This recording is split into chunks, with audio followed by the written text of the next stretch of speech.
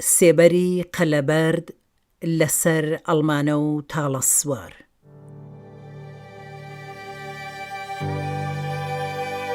بیرەوەریەکانی مەلەکە مستەفا سوڵتانی. مۆسیقا پێدرام شەهلایی. تۆمار و خوێندنەوە شەهین شەهلایی. ئاڵلقەی سێهەم. باوکم. بنەماڵەی مستەفا سوڵتانی کە ئاغا و لە بنەماڵە دەسەڵاتدارەکانی هەورامان بوون لە ئاوایی کەڕاوە ژیاون. بەهۆی دابەشکردنی مڵک و ماڵ باوە گەورەم حاجی فەرەجوڵڵا بەگ بە حاجیاغا ناودەبرا ساڵی 1279 هەتاوی واتە 1900 زاینی ماڵی هاتووەتە ئاوایی ئەڵمانە. حاجیاغا 5 منداڵی بووە بە ناوەکانی عەلی، شەریف، ڕەشید، مەلیعە و عیززەت. ئەم دێیە یەکێک لە کۆنترین دێیەکانی ناوچەکەیە و گۆیا لە سەردەمی زەردەشتەوە بنیاد نراوە و لە پێشدا دێیەکە لە شوێنێکی تر بووە کە ئێستا پێی دەڵێن دێکۆن. حاجی فەرەجوڵڵا بەگ بایەخێکی زۆری بە پرسی کورد داوە. بە بۆنەی ئەم بیر و بۆچوونەوە هەمیشە لەگەڵ حکوومەتی ڕەزاشا گیر و گرفتی بووە. ساڵی 1304 هەتاوی واتە 1925 زاینی کاتێک شێخ مەحموودی مەلیک بەرزەنجی لە کوردستانی عێراق فشاری دێتە سەر بە بنەماڵەوە کۆچ دەکەنە کوردستانی ئێران و بنەماڵەکەی لە دێهاتەکانی چۆڕ و نەنە نیشتەجێ دەبن.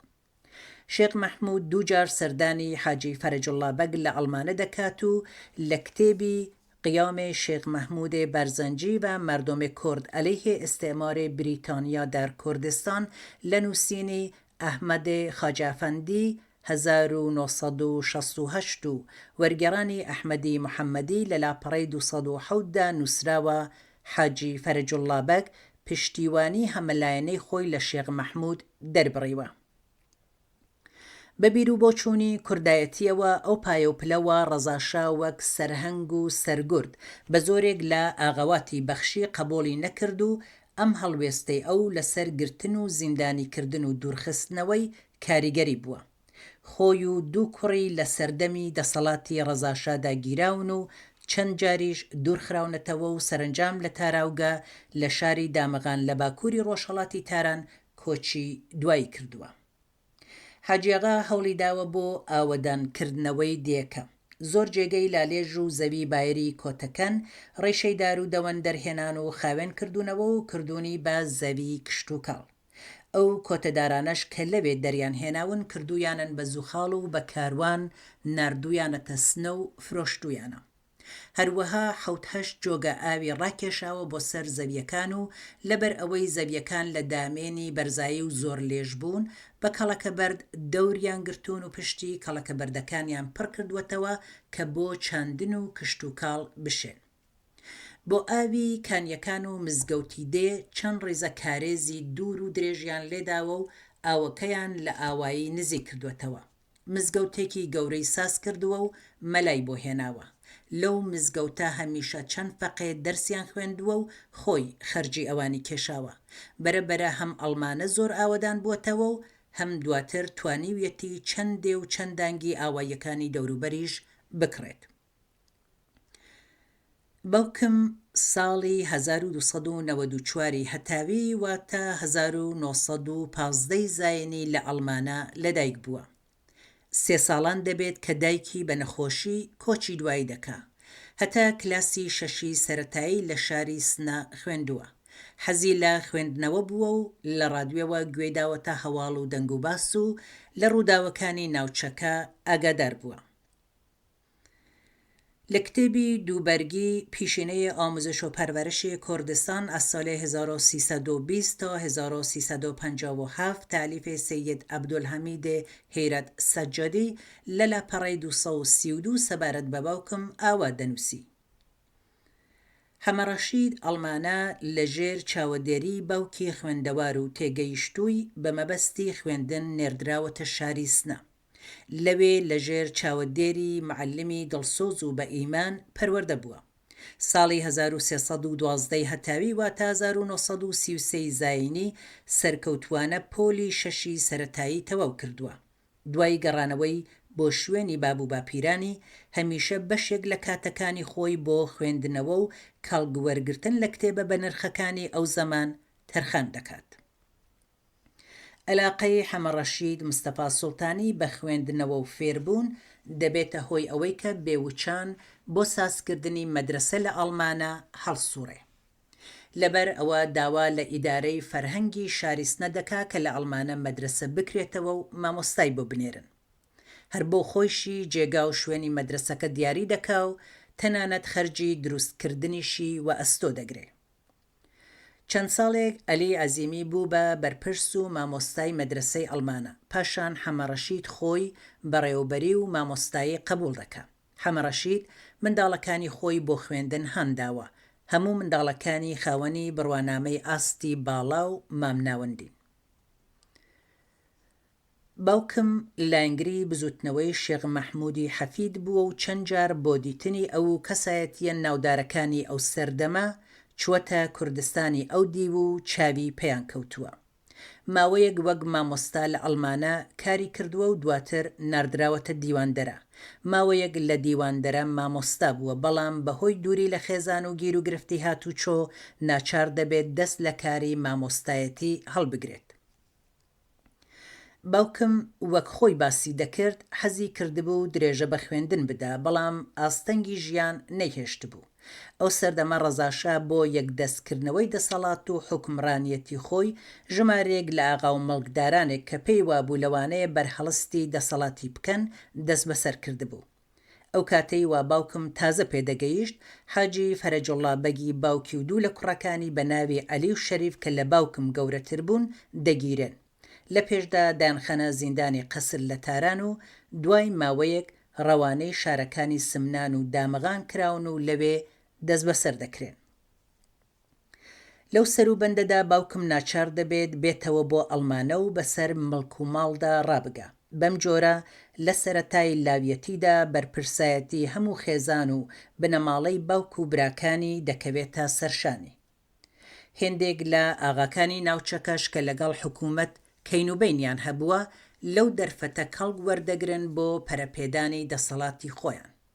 کۆمەڵێک لە ئاغاکان بە سەرۆکایەتی ئەحمەدخانی حاجی شێخ عەلی و براکانی کە ناسناویان ببووە وەزیری بە هاوکاری حکوومەتی ناوەندی کەوتنە دژایەتی ئاغاکانی تری ناوچەکە. کاتێک باپیرم حاجی فەرەجوڵڵا بەگ و دوو کوڕەکەی دوور دەخرێنەوە بۆ دامغان، ئەحمەدخانی ناوبرا و دەست و پەیوەندەکانی دێنە ئەڵمانە و دەست دەکەن بە ڕاوڕوت و تاڵانکردنی داهات و دارایی بنەماڵەی ئێمە. ئەحمەدخان بە دوژمنایەتی و هەر بۆ هەتکردن بە زۆر خەدیجە خاتوون هاوسەری مامۆی گەورەم عەلی بەگ لە خۆی مارە دەکات.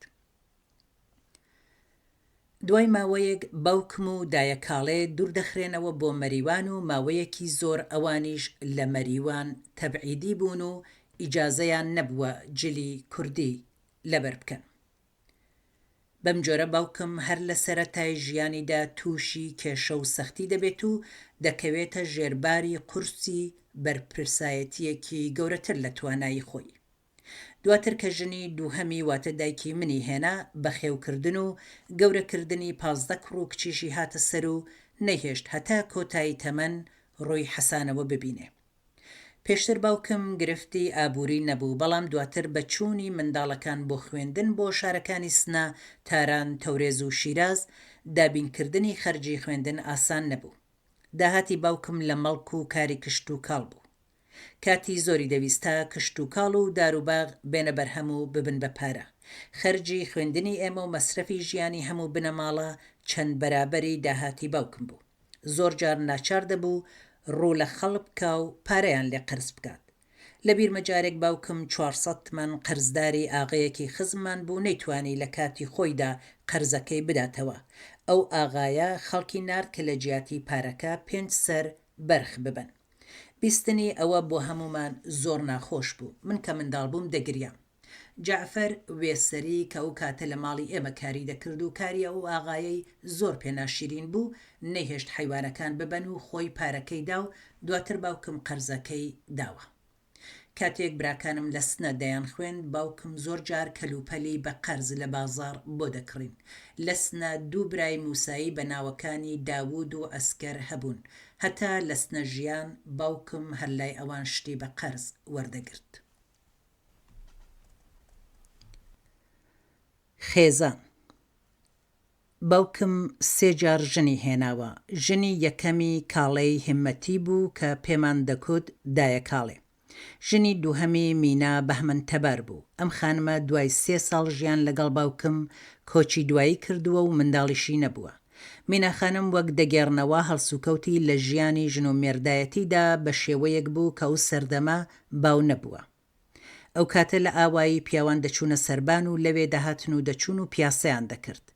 دەگێڕنەوە کاتێک باوکم لە سەربان قەدەمی لێداوە مینا خانمیش چووە و قۆڵی بە قۆڵی باوکمدا کردووە و لەگەڵ ئەو قەدەمی لێداوە. دەوروبەر مەنع و لۆمەیان کردووە کە نابێوا بکات. کوتوێتی ئێوەش بڕۆن وەک من بکەن.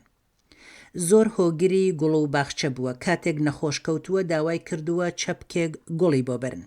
بۆنی بە گوڵەکەوە کردووە و داویەتی بە باوکم بۆنی پێوە بکات. باوکم دوای ئەو چەپکە گوڵە ئیتر هەرگیز بۆنی بە گوڵەوە نەکرد.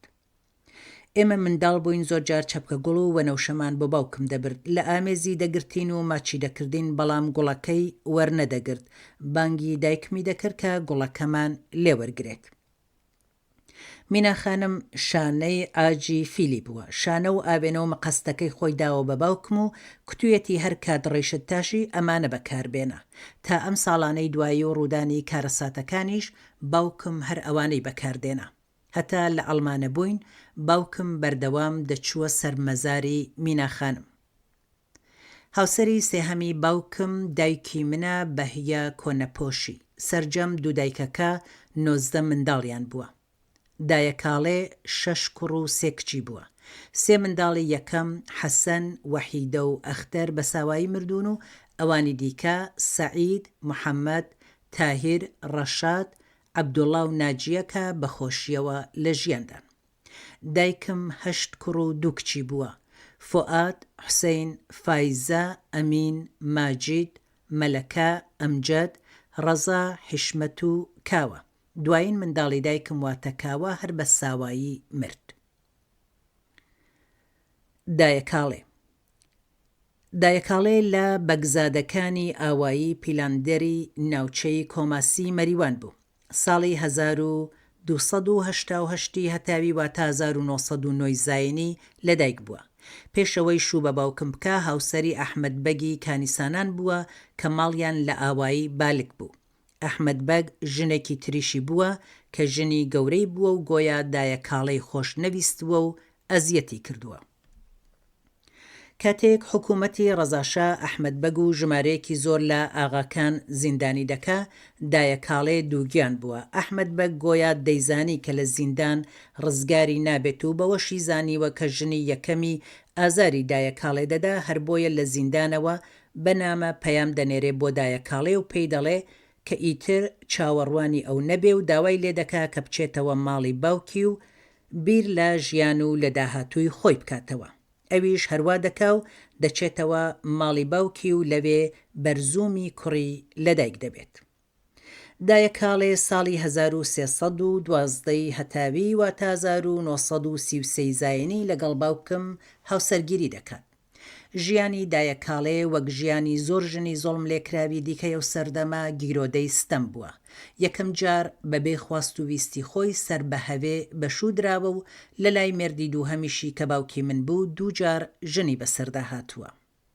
کاتێک باپیرم و مامەکانم لە بەندی خانە بوون و دواتریش دوورخراونەتەوە بۆ دامەغان بنەماڵەی ئێمە وەک پێشتریش باسم کرد کەوتە بەر گوشاری ژمارەیەک لە ئاغاکانی دیکە کە دەست و پەیوەندی حکوومەت بوون. لەو سەردەمەدا دایەکاڵێ زێڕ و پارە و دارایی ماڵەکەی پاراستووە و لە بەرامبەر دەستدرێژی و تاڵان و بڕۆی ئەحمەدخانی حاجی شێخ عەلی و براکانیدا ئازایانە ڕاوەستاوە و ئازایەتیەکەی ناوبانگی دەرکردووە. کاتێک کوڕەکان لە سنەدایان خوێن دایەکاڵێ 1-2 ساڵ لەگەڵیان چووەتە سنە و ئاگای لێیان بووە. دایەکاڵێ زۆر خۆی بەشتەوە ماندوو نەدەکرد. هۆیەکەی ڕەنگە ئەوە بوو بێت کە ئەو سەختی و شەڕ و تاڵان و بڕۆ و زۆڵمێکی زۆری لە ژیاندا دیتبوو بە ئەزمموی خۆی بەوە گەیشت بوو کە هیچ شتێک هێندە ناهێنێ خۆتی ئەوەندە پێوە ماندوو بکەی. دایکم و دایەکاڵێ بە درێژایی هەموو ژیانیان پێکەوە بوون. وەک هەوێ وا دەبوو ناخۆشی بکەوێتە نێوانیان، بەڵام دایکم کە ژنی بچووکتر بوو ئارامی و سەبری زیاتری دەنواند و نەیدەهێشت ناخۆشی زۆر بخایەنێ. کاتێک براکانم و بە تایبەت کاک فواد گەورە بوون ئەو گرفتانە زۆر کەم بوونەوە. ئیتر ئەگەر کەسێک گلەیی لە دایەکاڵێ دەکرد و دەیپرسی دایەکاڵێ بۆ واتکردیان بۆ واتکوت، هەمیشە وەڵامی ئەوە بوو فوادگیان کوتوێتی من لە 7 دەوڵەت ئازادم و کەس حەقی بە منەوە نەبێت. دوای ڕاپەڕین و گیان لە دەستانی براکانم و ئاوارەبوونی باوکم، دایەکاڵێ لەگەڵ دایکم و فایزەی خوشکم ژیا کە باوکم و دایکم کۆچی دواییان کرد، ژیانی ئەویش گۆڕا و ماوەیەک لە ماڵی کوڕە گەورەکەی سەعید ژیا. دایەکاڵێ ساڵی 1376 هەتاوی واتە 1997 زاینی بەهۆی وەستانی دڵ کۆچی دوایی کرد و لە گۆڕستانی تاڵەسوار نێژرا.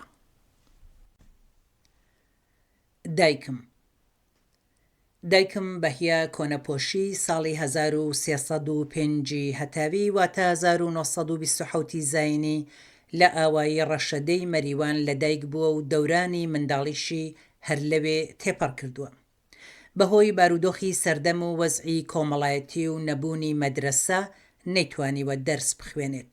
لەو سەردەمەدا کە حکوومەتی ڕەزاشا دەستیدا بووە گرتنی ژمارەیەک لە ئاغاکان و بۆ چەسپاندنی دەسەڵاتی ناوەندی جلوبەرگی کوردی قەدەغە کردبوو، شێخ ئەحمەدی کۆنەپۆشی باوکی دایکم بۆ ئەوەی لەم دۆخە ڕزگاری بێت لە ڕەشەدێ کۆچ و بە ماڵ و خێزانەوە دەچێتە ئاوایی نزارە لە نزیک پێنجوێن و لەوێ نیشتەجێ دەبن.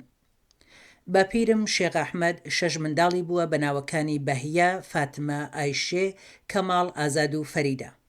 ژیانی خەڵک و باری فەرهەنگی و کۆمەڵایەتی لەبێ بەهۆی دەسەڵاتی شێخ مەحموودی حەفید جیاوازیەکی بەرچاوی لەگەڵ کوردستانی ئێرانی ئەو سەردەمە هەبووە. خەڵک بە ئازادی لە ژیانی خۆیان و بیر و باوەڕیان دواون، جلوبەرگی کوردی و نووسین بە کوردی ئازاد بووە و کتێب و نووسراوە بە زمانی کوردی چاپکراون. دایکم لەوێ دەرفەتی بۆ هەڵدەکەوێ و ماوەیەک دەچێتە خوێندن. مامۆستا قانع کە خزمی باپیرم بووە و زۆر نێوانیان خۆش بووە، زۆر هاتوچۆی کردوون. دایکم لەوێ لەگەڵ شێعرەکانی قانع ئاشنا بووە و تەنانەت هێندێکیشی لەبەر کردبوو. خۆی دەیگەڕاوە. زۆر جار کە مامۆستا قانع دەهات بۆ لامان هەر لە دوورەوە بانگی دەکردم و دەیکوت بەهیە گیان شێعرم بۆ هێناوی، وەرە گوێی لێ بگرە. دوای شەڕی دووهەمی جیهانی دەوڵەتی ئینگلیز ڕەزاشایان لە ئێران دەرکرد و هەمە ڕەزای کوڕیان کردە شای ئێران. دیکتاتۆری و زۆڵم و زۆر بۆ ماوەیەک دەڕەوێتەوە و لەو دەرفەتەدا ماڵی بابە گەورەم دەگەڕێنەوە بۆ ئاوایی ڕەشەدێ. دایکم ساڵی 1325 هەتاوی واتە 1946 زاینی شوو دەکات بە باوکم. ژیانی نوێ و هاتن بۆ ئەڵمانە بۆ دایکم زۆر خۆش نەبوو، چونکە باوکم ژنی دیکەی هەبوو. دایکم هەر لە سەرەتاوە ژیانی هاوبەشی بە هەوێساری دەست پێ دەکا. دوای ماوەیەک بەشی زۆری ئەرکی ماڵێکی پڕخێزان و میواندار کەوتبووە سەرشانی ئەو کە ژنی بچووک بوو. ڕەفتاری دایکم لەگەڵ کەسانی دەوروبەر و خەڵکی ئەڵمانە و هەروەها کارداری ماڵەوە ڕێز و خۆشەویستیەکی زۆری پێوە دیار بوو. لەگەڵ ئێمەش هەروە بوو. خۆی زۆر پێوە ماندوو دەکردین و شەوانەش چاوەدێری دەرس خوێندنی ئێمەی دەکرد. بۆ خۆی هێندێک کتێبی سەرەتایی هەبوو، ئەوانەی فێر دەکردین. نیشانی دەداین چۆن نامە بنووسین، نامە بۆ کەسی لە خۆمان گەورەتر یان بچووکتر چۆن بنووسین. دوای دەرس و دەوری شەوانەش شێعری مامۆستا قانعی بۆ دەخوێندینەوە. حەکایەت و پەندی پێشینیانی بۆ دەگێڕاینەوە و جاری واش هەبوو بیرەوەریەکانی سەردەمی ئاوارەی لە ناوچەی پێنجوێنی بۆ باس دەکردین. لە شێعر خوێندنەوەدا شێوازێکی شیرینی هەبوو. ڕەنگە ئەوە لە مامۆستا قانعەوە فێر بوو بێت. ئەوەندە خۆش و بەهەست شێعری دەخوێندەوە کە ئێمە لە کاتی گوێگرتنیدا نوقمی خەیاڵی ڕەنگاوڕەنگ دەبووین.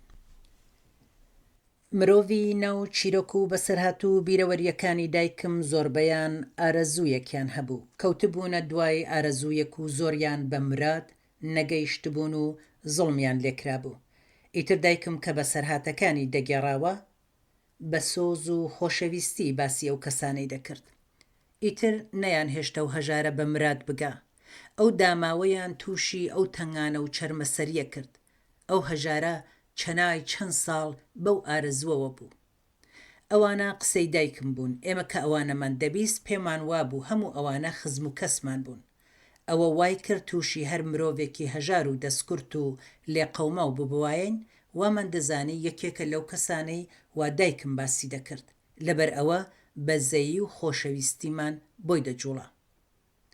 ڕەفتار و کردداری دایکم کاردانەوەیەکی زۆری هەبوو لەسەر کەسایەتی و بیرروباوەڕی ئێمە و وای کرد کە ئێمە لە ڕوانگەیەکی جیاوازەوە چاو لە جیهان و دەوروبەرمان بکەین.